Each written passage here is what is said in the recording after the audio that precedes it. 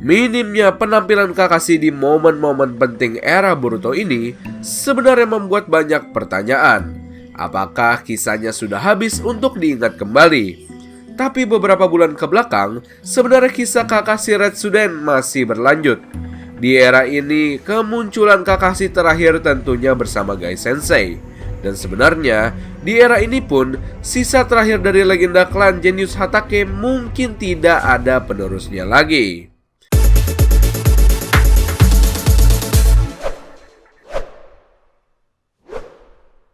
Halo bro, balik lagi dengan channel Daftar Review TV. Nah, kali ini kita akan membahas mengenai kisah dari keluarga Hatake serta peran Kakashi di kisah Shinobi era baru. Di masa Konoha masih jauh akan pertempuran dan konflik besar antara 5 negara besar. Sebelum adanya nama si legenda Sannin yang terkenal populer, Konoha sudah berbangga hati memiliki Shinobi andalannya yang terkenal memiliki teknik kilat putih. Ya, dia adalah Sakumo Hatake. Sebagai seorang jonin hebat di masa lalu, nama Sakumo memang sudah sangat populer. Dan puncaknya, di awal perang Shinobi kedua serta berlanjut ke Shinobi ketiga, Sakumo mendapat nama Shiroi no Kiba lantaran kemampuannya bergerak cepat dengan teknik Tentou miliknya. Karakteristik rambut yang berwarna putih inilah yang mendasari kenapa ia disebut sebagai taring putih. Meski di desa Konoha klan Hatake hanya tinggal ia bersama putranya, tapi dua orang ini nanti akan sama-sama memiliki jasa yang besar bagi Konohagakure. Keluarga Hatake sendiri dikenal memiliki tingkat kejeniusan yang setara dengan Nara. Dan sepertinya klan ini juga bagian bangsawan layaknya Sarutobi atau bahkan Hyuga. Nah, ada yang tragis nih dari kisah perjalanan keluarga Hatake sampai akhirnya membentuk Kakashi sebagai ninja yang terkenal pemburu berdarah dingin. Momen dimana kejadian misi besar tersebut akhirnya membawa kerugian sangat besar bagi Konoha, di mana ini jarang terjadi untuk Sakumo. Ia yang dikenal sebagai ninja jenius dan garang sebagai taring putih akhirnya menyebabkan masalah untuk Konoha. Sakumo menggagalkan misi hanya demi menyelamatkan para teman-temannya. Dan ya, memang dalam dunia shinobi, beberapa selalu mengedepankan misi di atas segalanya. Namun keyakinan Sakumo ini di akhir masa akhirnya memang benar. Misi apapun tidak ada gunanya kalau tidak bisa melindungi teman sekalipun. Dan Naruto serta Obito adalah orang yang percaya akan tekad Sakumo. Hal yang membuatnya terus tertekan lalu mendapati serangan psikologis adalah hujatan dari para shinobi Konoha, bahkan dari rekannya yang diselamatkan dahulu.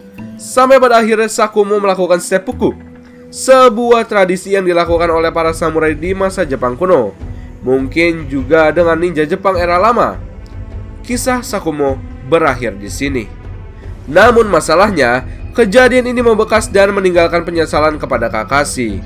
Dalam benaknya ia berkata, kenapa ayahnya tidak mematuhi perintah desa? Kenapa harus menyelamatkan teman-teman? Jika pada akhirnya nasib buruk menyerang kesehatan dan psikisnya sendiri. Momen inilah yang membuat Kakashi menjadi pribadi yang tertutup dan mengedepankan misi dan perintah adalah yang utama. Siapapun yang tidak memiliki bakat dan kemampuan tidak layak menjadi shinobi. Bengisnya Kakashi di masa itu bahkan sampai dijuluki oleh Shinobi Iwagakure sebagai Kakashi si pemburu berdarah dingin. Melihat hal ini, gurunya Minato serta Sarutobi merasa kasihan karena kejadian ayahnya, dan Kakashi kecil belum mengerti akan dunia ninja. Sampai pada akhirnya ia dimasukkan ke dalam organisasi Anbu.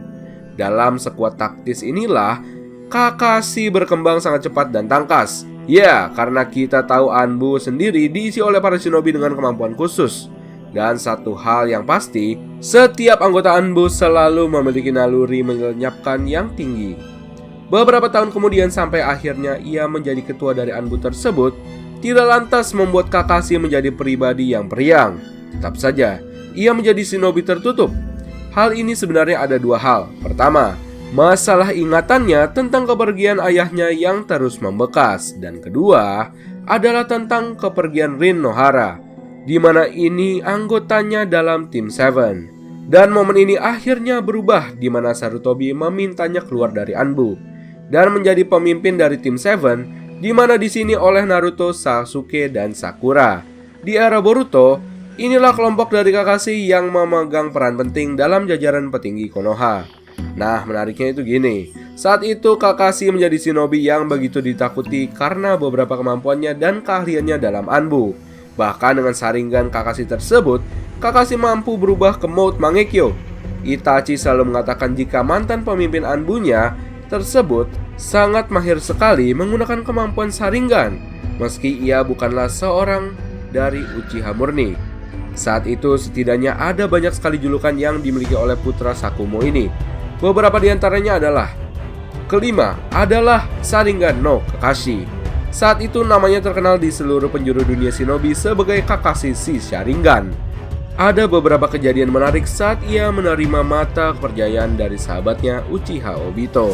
Julukan Kakashi si Sharingan ini pertama kali diucapkan oleh Obito saat kenaikan pangkatnya menjadi Jonin.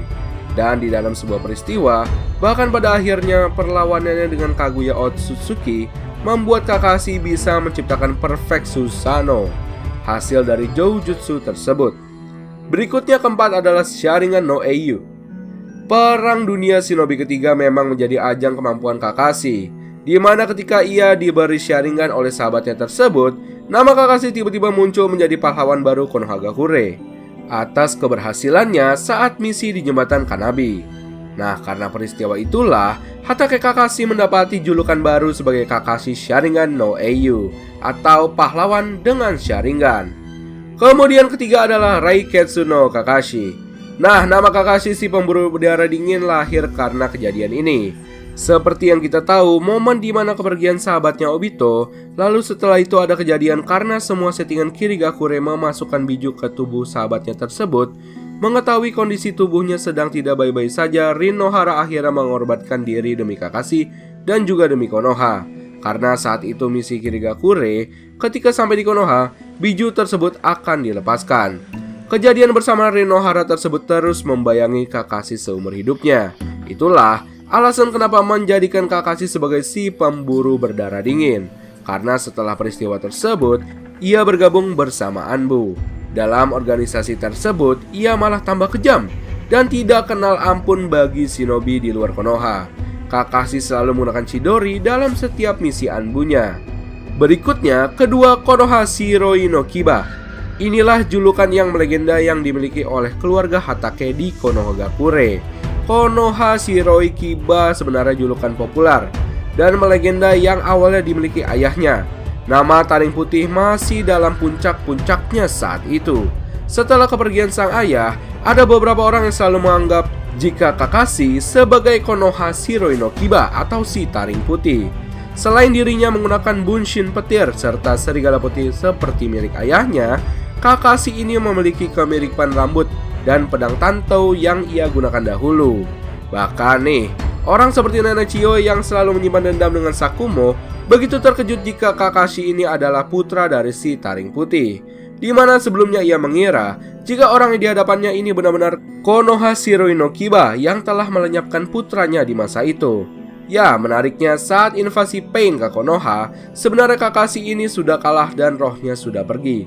Ada sebuah momen di mana ia dipertemukan dengan ayahnya.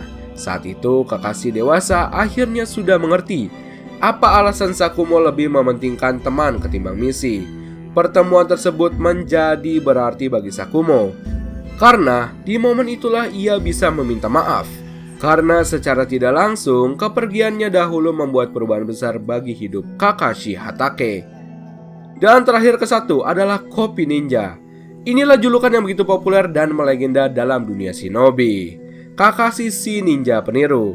Dalam dunia ninja, nama-nama seperti Pain, Itachi, Zabuza, atau ninja elit lainnya begitu berpikir dua kali ketika menghadapi Kakashi.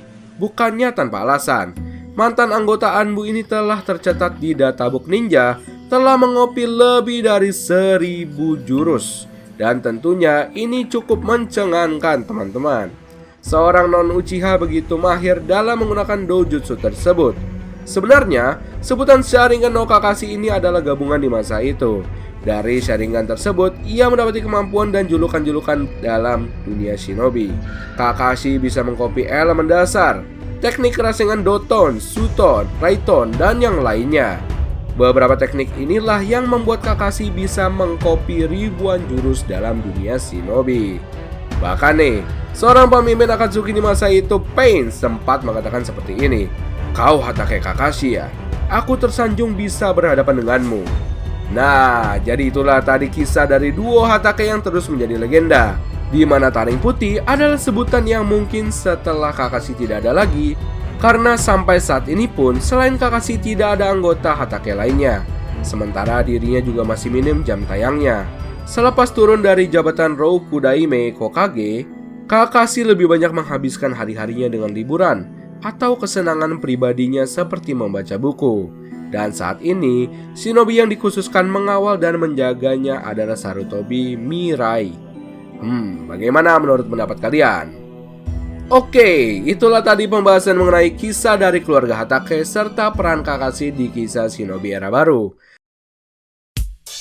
Oh ya, kita mau infoin juga nih. Kalau kalian mau beli produk anime macam jaket, kaos, dan lainnya, kalian bisa kunjungi official marketplace kami, namanya Daftar Review TV Shop. Nah, ini udah tersedia di Tokopedia serta di Shopee. Dan untuk akun Instagramnya, kalian bisa kunjungi dengan nama hanzomaru.id. Nah, ini untuk akun Instagramnya.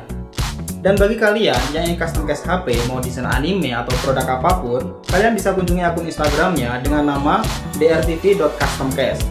Informasi selengkapnya kalian bisa cek di sini, kalian bisa japri di sini, dan kita sudah taruh link semuanya di deskripsi video Daftar Review TV.